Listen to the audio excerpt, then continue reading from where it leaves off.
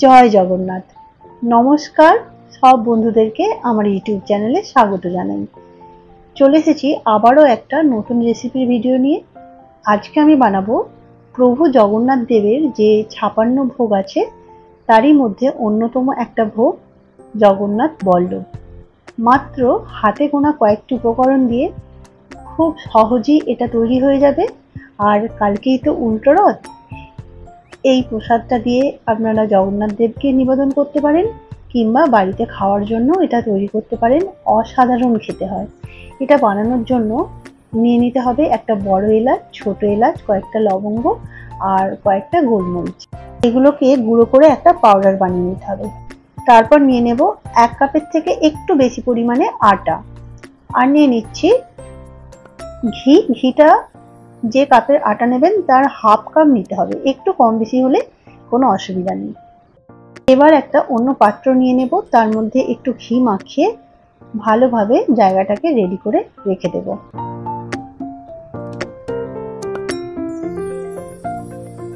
এটা হয়ে গেছে।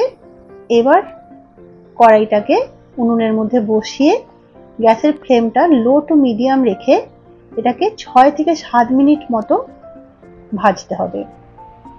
আটা আর ঘি কন্টিনিউ নেড়ে যেতে হবে, নাহলে নিচের দিকটা ধরে যেতে পারে।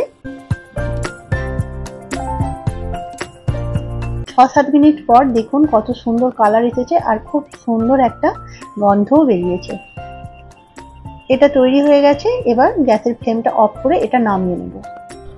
এবার কড়াইয়ের মধ্যে যে জায়গাটা করে আটা মেপেছিলাম ওটা দিয়ে 1 কাপ জল দিয়ে দেব। জলটা গরম হয়ে এলে ওর মধ্যে দিয়ে দেব হাফ কাপ চিনি। চিনিটা হাফ কাপের থেকে একটু বেশিও দিতে পারেন। তারপর যে এলাচ, লবঙ্গ, গোলমরিচের পাউডারটা করে রেখেছিলাম ওটা এর মধ্যে দিয়ে দিলাম। এবার এটা একটু সময় ধরে ফোটাতে হবে।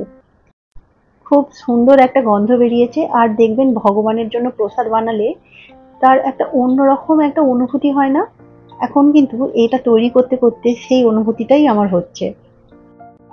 যখন দেখবেন যে জলটা একটু কমে এসেছে, তারপর একটু চেক করে নেবেন, এটা দেখবেন এরকম একটু চিটচিটে মতো হয়ে গেছে। তখন এবার গ্যাসের ফ্লেমটাকে লো করে দিয়ে যে ভেজে রাখা আটাটা ছিল ওটা এই চিনির মিশ্রণটার মধ্যে দিয়ে দিতে হবে।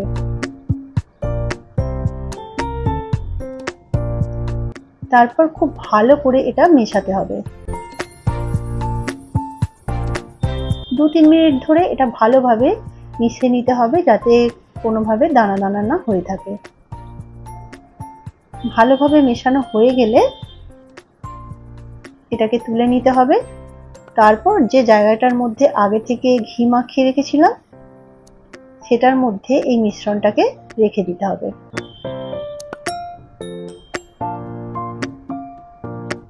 এবার এই কাঠের খুন্তিটার সাহায্যে এটা চেপে চেপে ভালো করে সেট করে দিতে হবে।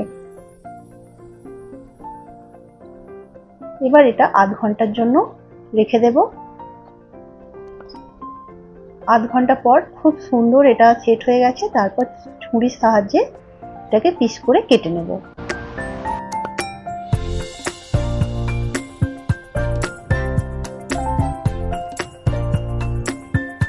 দেখুন কত সুন্দর তৈরি হয়েছে।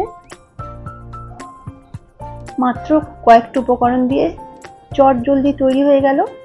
কালকে উল্টো রথ, জগন্নাথ দেবকে তো প্রসাদ নিবেদন করতে হয়। এই প্রসাদটা বানিয়ে নিতে পারেন, বাড়িতে খাওয়ার জন্যও তৈরি করতে পারেন, খুব ভালো খেতে হয়।